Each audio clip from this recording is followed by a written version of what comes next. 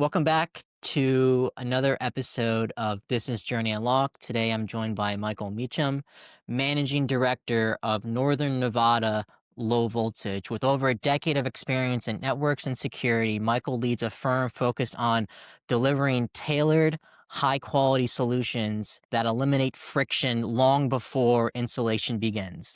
Michael, welcome to the show. I'm going to shoot it over to you to explain what you're about. Well, thank you for having me.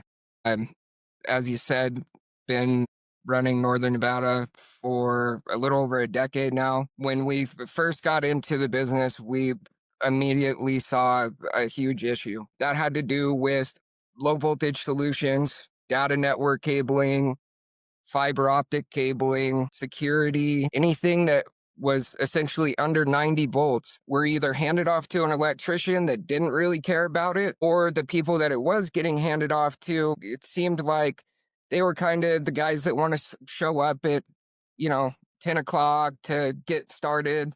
Everybody else has been there since 6. So they're noticed on the job site, right? These guys just kind of roll in here and putting together their doohickeys or whatever. What we did is we approached low voltage with the construction mindset, something that was on a national level. You would see that type of performance, but never on a local level, more a regional level for that matter. We are constantly in the groove of changing minds and showing people that it's really a necessary utility in today's construction environment. In order to operate a successful business, you need to be connected to the world through the internet. And so that's really what we look to do at a brass tacks level. We try to make sure that we're every bit as reliable as your electrician or your plumber. And we have the expertise and the standards to make sure that the job gets done effectively and correctly. I find it very hard in your line of work to find reputable people that actually care about what they do. My generation in particular, right? They really don't care about working hard. They just care about getting the paycheck and going home. There's not a lot of actually caring about what you want to do. I've heard people in construction where managers have to constantly be looking to see what their apprentices are doing. It's kind of taken away their focus on their day to day, but like for your company, for example, you guys actually care about what you do. So it's not like people need to manage you or like the workers that you have. I'm assuming you vet them before coming into the organization. Yeah, absolutely. We have two methods of onboarding guys. The first method is the obvious version, right? They have experience in the field and they have a little bit of a reputation to go along with that. For me, when it comes to experienced guys, it's easy. I just ask if they can send me some pictures of their work. Most guys that take pride in what they do will take a couple of pictures throughout the workday of, a job well done. Somebody that can, quickly furnish that type of photo, you probably have somebody that cares about what they do and they take pride in what they do, which is a big part of it, I think. We all go to work. In some cases or in some ways, it's a means to the end, right? We do what we do so we can get paid and, do things outside of work. There's not very many people that you will find that have really taken it to the next level of, I do what I do, yes, because it's a means to an end, but also because I care about making sure that I enjoy my daily life. It's not I like to grind on things that I enjoy grinding on. Second way of hiring guys is bringing guys in that truly have an interest. We do have some entry level positions that, whether it be pulling in cable or what have you, that it is a skill and it will take time to understand the standards and what we expect from furnishing that kind of work. It really is kind of a natural stepping stone to the more advanced parts of the business, because in order to do some of the more program heavy elements, some of the in tie-in or rack build out elements,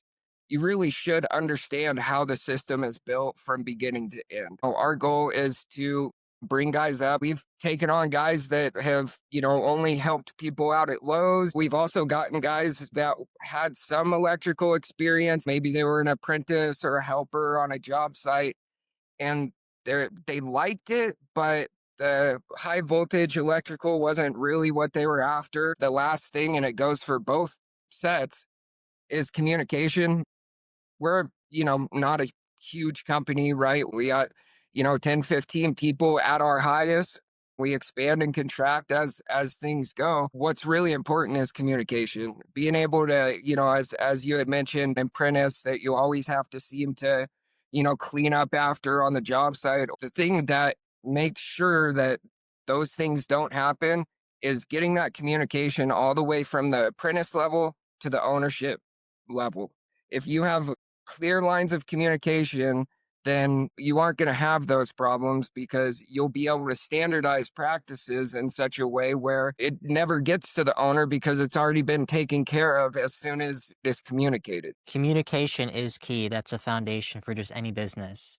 My father actually has been electrician since the 80s. And growing up, I've learned a hell of a lot from him. If you see somebody who's actually wanting to learn, then you would actually take them under your wing and show them the ropes, right? Even if they have no experience at all, that's how they learn. Given the company you're managing, it's known for tailored, high quality work. With that in mind, can you explain one of your non negotiables for not only yourself, but for your team? And how does that separate from other competitors in your market? For a long time, probably the first 4 or 5 years in business, that would have been harder for me to define just because I knew what I expected.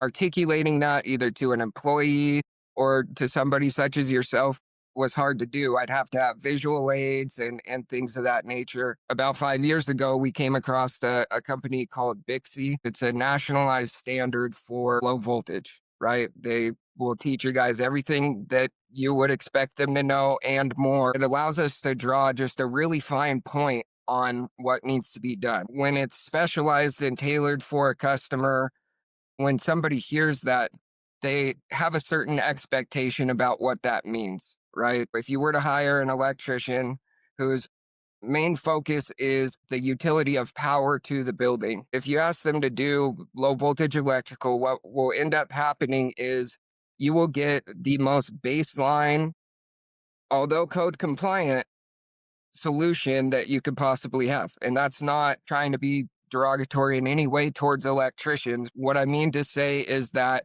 when they open up their code book, they can look and there's, you know, 4 or 5 pages about low voltage and they will absolutely adhere to that. But if you haven't been educated on the systems as a whole, why would you care? What we're able to do is come in and provide a system that is not only going to last, it's not only going to be done right, but it's going to perform guaranteed for anywhere from 10 to 15, 20. The systems that we put in come with a lifetime performance warranty. To be able to offer something like that to a customer is a huge advantage in our industry. To be able to say, look, we're going to put this in, we're going to test it, and we guarantee that it will always do exactly this function for life. I think something that you see seldomly offered in the field. That's very interesting how you offer lifetime warranties. You don't see a lot of organizations do that. When you first start these types of businesses, the hardest thing is just to gain the momentum, gain the credibility. For us, it was allowing the company to be grassroots, not really forcing change just for change's sake. What it's allowed us to do is snowball in a way where we're not pulling our hair out every day, hoping that, we can make ends meet to get to the next job, to get to the next customer. And it allowed us to really take our time with our initial customer base. When you show up and perform work for somebody and they can see that you're taking your time, that you care about what you're doing, it goes a long way, right? Because they'll remember that next time they have a job or next time they hear that a friend has a job, you'll be at the top of mind. I have another business too, and I definitely had seen myself rushing from job to job to job to job to try to stack money or what have you. And what ends up happening is you lose that momentum, right? You basically are a flash in the pan. What we do at Nevada Low Voltage is we are absolutely looking for the same quality of client that they are looking in quality of trade. What that has led to in today's modern day is reviews. Making sure that when you do have a good interaction with the customer, that you have something that is tangible, because now today's word of mouth is on the internet. It's Home Advisor was a big one for us because they have verifiable reviews where if you didn't work with that person, you can't actually review that person. And for us, that was a big deal. There's certain review companies with big names and reputations that will allow a competitor to get onto your site and leave a negative review. You have absolutely no way of fixing it. You can submit proof. You can say, man, I'll give you my call logs. I'll do whatever. There will be no motion. The computer, the algorithm says that it's a good review, so it's a good review. The only thing you can do is get more good reviews, and it kind of starts this process, making sure that you're soliciting reviews when you do good work. More often than not, it led to not only a positive review online, but a positive interaction with the customer, because it solidifies the fact that they did have a good experience. Because when we're doing, everyday work, or you have somebody coming over to your house or to your business to do work, it just kind of is the nature of our lives, right? Everything snap, snap, snap, gotta have it now, gotta have it now. And you might have somebody that came in and did really good work for you. They didn't ask or solicit a review or didn't do any follow up or anything like that. And so the next time it comes to hire somebody to do that same trade, you might not remember their name. Soliciting for reviews and following up with clients and things like that does is it reminds the customer, hey, we did good work for you. If you have anything else come up, please give us a call. That plays a huge part in it for sure. It's basic stuff, but it's very necessary as well. The worst that can happen when you ask is they'll say no, right? Or it's Right. up for interpretation. It is very upsetting to hear the fact that, you know, competitors would purposely go on these websites, give you bad reviews, so they get hopefully the work that you were originally going to get. Money's just the byproduct of what you do, right? If you really enjoy what you do, the money will follow you. But there's so many people that just are so money hungry that they'll do anything in their capability to gain as much monetary value as possible. And if that means going behind somebody's back and saying a negative review, how is that good business? How is that a good person being the CEO or the managing director? It just shows you that you're a slime ball. Why would I want to work with somebody who does that behind people's backs? It just Right. makes no sense. It's horrible. But based on everything that's been happening, especially in the technology, the construction field, there's so much constantly evolving. What Based on that, what is the most important decision for individuals that have companies similar to yours? What should they be looking out for? How should they be pivoting to make sure that their business doesn't go under? Essentially, what do they need to do to set themselves up for success? As far as what's coming, I think that was kind of a two-part question, right? As far as what's coming in our field, uh, I'm really excited about it. Technology sheets, right? Most of the time you see what we call PE sheets, plumbing and electrical sheets, right? Very, very soon there's going to be T sheets, right? There's going to be a whole plan set for technology. All of your cameras and your access control and your data cabling drops, they are going to separate that from the electrical plan set, which is great from an organizational standpoint, because it sucks to have to, rip through, 30 sheets that don't apply to you to get to a couple of that do.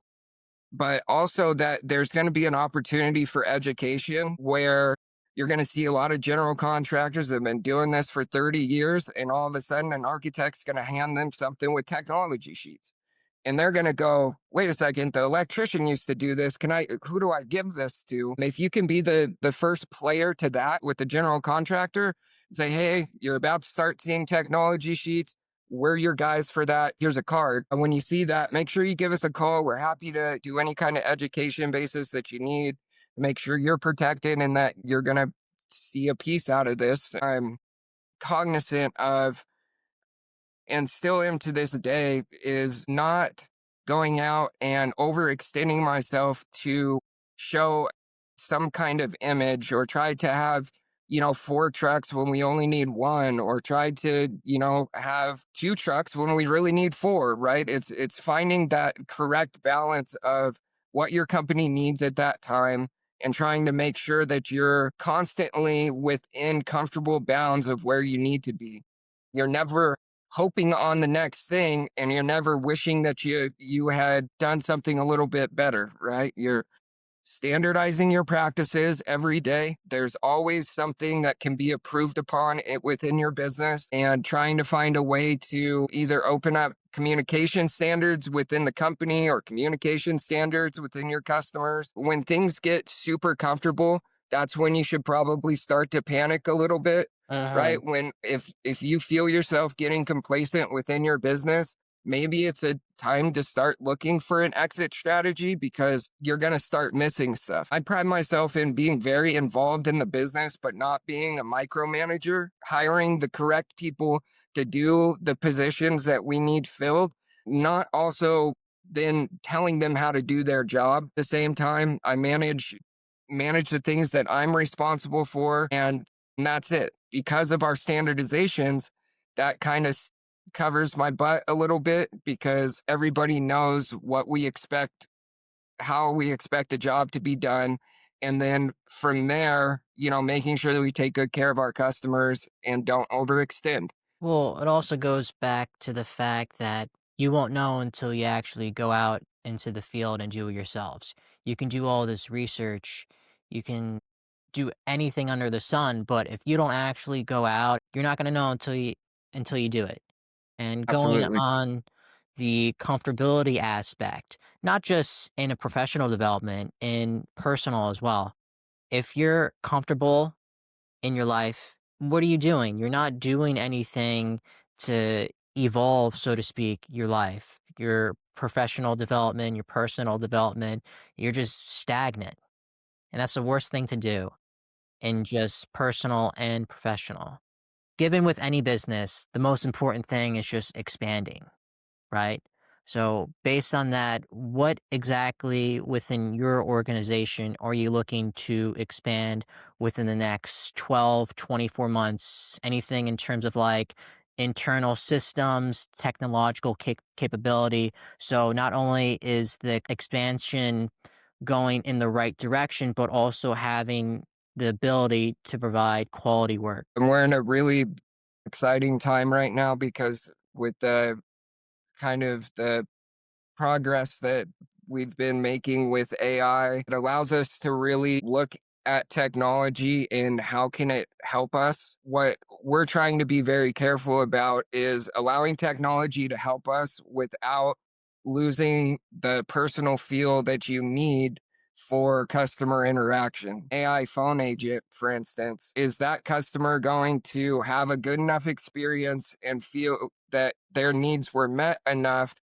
to trust us with their business? Having AI do cold outreach, there's certain things that will make it so very, very labor intensive processes of running a business are going to be streamlined, and going to put you in front of the people that you need to be in front of in order to make a sale or make a contact, but also being very aware that there's a lot of AI slop out there, right? And that will continue to get worse and worse, where I think everybody will start kind of having a filter. Something that I've seen recently and I think is very beneficial is a cold outreach, right? When at this point I have kind of a filter for cold outreach, right? The really heavy picture ad emails and stuff, those I don't even see those anymore. That's the type of thing that I would respond to, because it's very concise. They didn't waste my time at all. And is this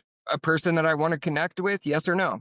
And it's just as clean as that. Over the next 12 months, We are definitely going to be switching away from the software that we're using currently for our in-field management and estimate. There are certain companies that have built a product on a certain, let's say, foundation. In order for them to pivot away from that foundation to catch up with where technology is going, it's going to take a complete rewrite. Unfortunately, the software that we chose was one of those companies. Software that we're going to be moving into is going to streamline things in the field for our guys, their end of the day digest of what they did, what got done, what needs to be done, what materials they need. Using AI for them is going to be a big deal in taking all of the stuff that they just did in an 8 to 10 hour workday and making it easy for them to put something that's going to be digestible and professional enough for me to handle when I sit in the seat the next morning. So that's going to be the big one over 12 months, getting that implemented and really learning how to use software as a tool and making sure that we're maximizing what we can do with it. I'd say that's over the next year, over the next 24 months is going to be a real education push in order to get in front of more general contractors and architects and really have good discussions about the technology sheets, making sure that they're implemented, making sure that they're not pigeonholing our trade into a single manufacturer or what have you. That's been a huge pain in the butt. Year over year have doubled in size. Not quite around the COVID years. It kind of staled out a little bit, but we're starting to be back on track. So I hope in the next 5 years go from 10 to 15 guys to maybe a permanent 15 guys, being able to do some of the larger data centers all by ourselves and not having to bring in a friendly competitor to offset some of it. If we could get there in the next 5 years, we would on a solid track to, possibly looking to go farther than just regional. As long as you apply yourself and you're confident in what you do, you easily get that 15 person easily. And going back on what you were saying with artificial intelligence, it is a game changer, especially using it for business development. One big statement that I personally like to say is artificial intelligence won't necessarily replace people. Naturally, there will be some jobs that would be replaced, but then there will be other jobs that would grow and expand due to this as well. So, one key topic I like to say is that it complements the business. So many people are fearful from the fact AI is going to replace my job. AI is going to do this and that, yada, yada. Again, as I mentioned, there will be some jobs that will be replaced, but then there will be others that would help complement it.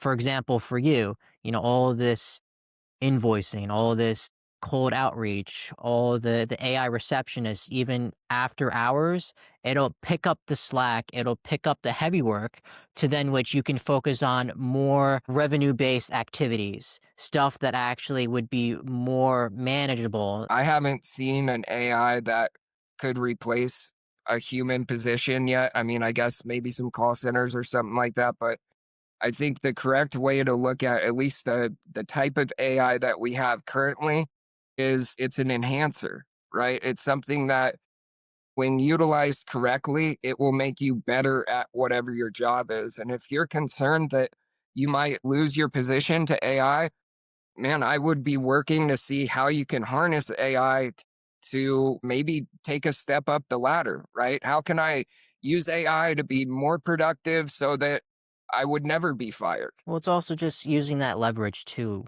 using the tools in front of you to help grow and expand your skill set as well. As you mentioned, if you can harness it, then that's a game changer. But if you let it consume yourself, that's a completely different story. AI is constantly evolving every single day for good and for bad. Look at the internet, for example. It helped get us connected, but there are naturally some cons that came and arose from it. As long as you're using it for good, as long as you're using it for a purpose, as in for your example, using it for the business, that's a completely different scope. Given the next 5 to 10 years, we don't know what AI, all this automation is going to turn into. And there will be a lot of companies that either would improve upon it and apply to their business, or there will be others that won't do anything about it.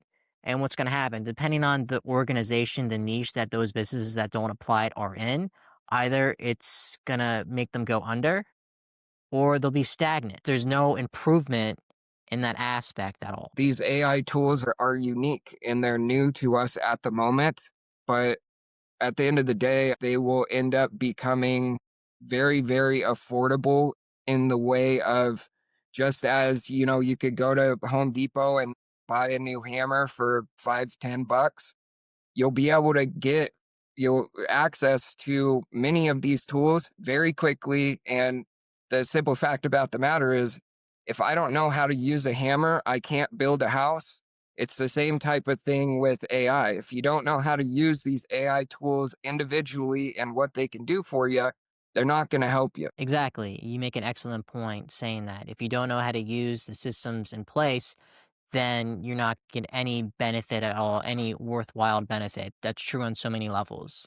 Before we wrap up here, what is one critical habit or belief that you carry day to day that has allowed you to succeed and get to the place you are today with the company, with your personal life as well? As mundane as this is for the company, making lists and keeping lists, I still do a handwritten list at the beginning and end of every day of things that I need to get done, things I'd like to get done, and things that I'm working on having done.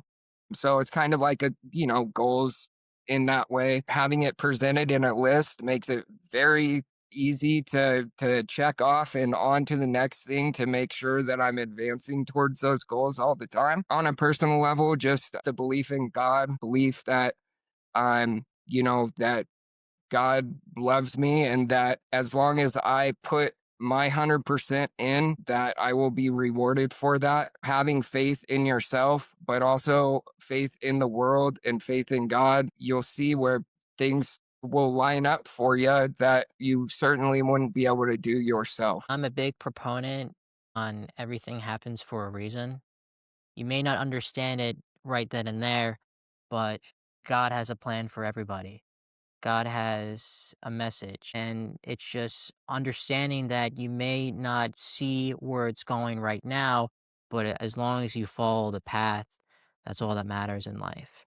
For anyone who's listening or watching this, what's the best place for them to reach either you or the company as well? Super easy, nvlowvoltage.com. Any questions that you might have about systems or design work or implementation, we're definitely happy to help you there. With me, it's worlddub@gmail.com. So world and then dub@gmail.com. Excellent, Mike. Thank you so much for taking the time to talk to me. I really do appreciate your insights. I appreciate your time, man. You take care. Thank you. You too.